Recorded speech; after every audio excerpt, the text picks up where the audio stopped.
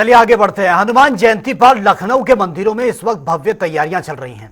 अलीगंज के प्राचीन हनुमान मंदिर, हनुमान सेतु मंदिर, हनुमंत धाम जैसे मंदिरों में उमड़ने वाली भीड़ के मद्देनजर पुलिस और मंदिर प्रशासन भी पूरी तरह से तैयार है।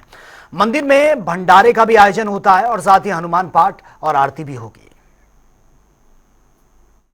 हनुमंत विपति प्रभु सोई, जब तब सुमिरन भजन न होई। शनिवार 12 अप्रैल को हनुमान जयंती मनाई जाएगी। हनुमान जयंती पर लखनऊ के मंदिरों में भव्य तैयारियां की जा रही हैं। अलीगंज के प्राचीन हनुमान मंदिर, हनुमान सेतु मंदिर, हनुमंत धाम जैसे मंदिरों में उमड़ने वाली भीड़ के मद्देनजर पुलिस और मंदिर प्रशासन ने बड़ी तैयारी की है। मंदिरों में भंडारे का भी आयोजन होगा, साथ ही हनुमान पाठ और आरती भी की जाएगी। लखनऊ के अति प्राचीन हनुमान मंदिर के महंत गोपाल दास ने बताया कि हनुमान जयंती के अवसर पर सुबह 8 बजे हनुमान जी का विधि विधान से वैदिक मंत्रोच्चारण के साथ ही श्रृंगार किया जाएगा। श्रृंगार के बाद हनुमान की आरती की जाएगी। लड्डू और पेड़े के साथ साथ केले भी चढ़ाए जाएंगे। उसके बाद भक्तों में प्रसाद वितरण किया जाएगा। हम इस वक्त जहां खड़े हैं, ये लखनऊ का सबसे प्राचीन हनुमान मंदिर है।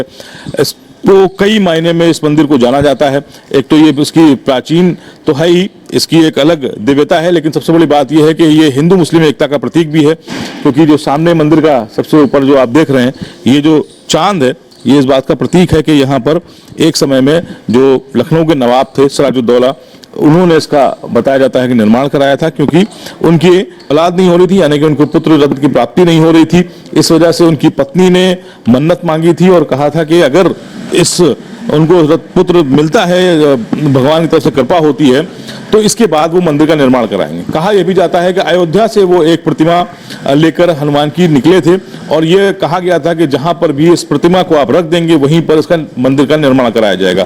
फिलहाल ये वही प्राचीन हनुमान मंदिर है जहां पर उस प्रतिमा को रखा गया। सबसे बड़ी बात यह है कि एक महामारी के दौरान लोगों को खाना खिलाने की परंपरा शुरू हुई, वो भी इसी मंदिर से थी। उसके बाद से बड़ा मंगल यहीं से शुरू हुआ, यानी कि इसी बड़े मंगल की शुरुआत इसी मंदिर से परिसर से हुई थी। फिर इसके बाद इसका विस्तार होता गया और कई जगहों पर अब बड़ा मंगल का भंडारा होता है। अब तो प्रदेश के बाहर भी कई जगहों पर बड़ा मंगल लोग मनाने लगे हैं। फिलहाल यही वो मंदिर है जहां से इसकी शुरुआत हुई थी। ये बहुत प्राचीन मंदिर है। जब माता जी का वनवास था तो माता जी यहाँ रुकी थी, आके तब का मंदिर है, ऐसा इतिहास में मिलता है। और यहाँ के नवाब मानते थे बाबा को, उनके संतान नहीं थी, संतान की प्राप्ति हुई, उन्होंने जीर्णोद्धार कराया। मंदिर पर ऊपर चांद लगा हुआ है, नवाबों का चढ़ाया हुआ है। हाँ, ये प्लेग महामारी बीमारी फैली थी तो नवाबों ने माना था कि बाबा इससे छुटकारा मिलेगा तो आपका मेला लगवाएंगे, बंदरों चना चबाएंगे, पौशाला भंडारा करेंगे, तभी इससे ये बड़ा मंगल यहाँ होने लगा। केवल यहीं होता था, अब तो पूरे यूपी में होने लगा। पहले यहीं से बड़ा मंगल की शुरुआत इससे हुई। नवाब क्या जानती हैं इस मंदिर के बारे में? फिलहाल मंदिर के बारे में ये है, जो मानता मानो पूरा होता है। मंदिर में दर्शन करने हम लोग आते हैं। एक आस्था है जो एक लंबे हाँ भैया। अंकल, आप कब से आ रहे हैं इस मंदिर? हमको भी जब से मंदिर बना तब से आ रहे हैं। कितना टाइम हो गया होगा? लगभग 50 साल हो गया होगा। 50 साल से आप आ रहे हैं। बदलाव काफी देखे मंदिर?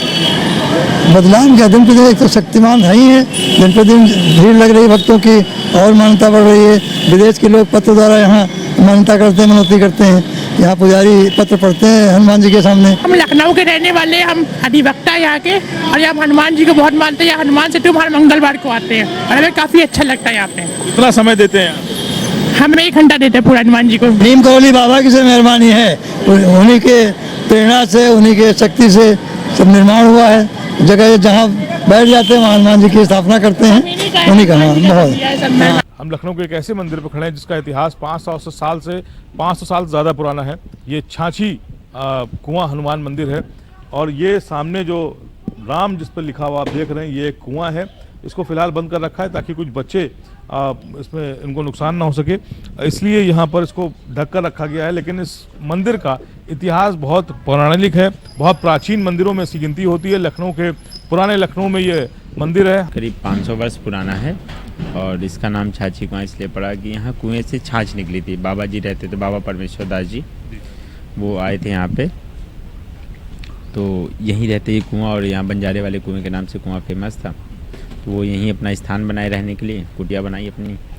एक दिन कुएं से पानी वानी निकाल रहे थे अपने कमंडल से, कुएं में कमंडल गिर गया उनका। तो फिर जब उन्होंने अपना कमंडल निकाला, रस्सी का इंतजाम करके निकाला, तो उस कुएं में कमंडल में हनुमान जी की मूर्ति और छाछ से भरा हुआ कमंडल निकला।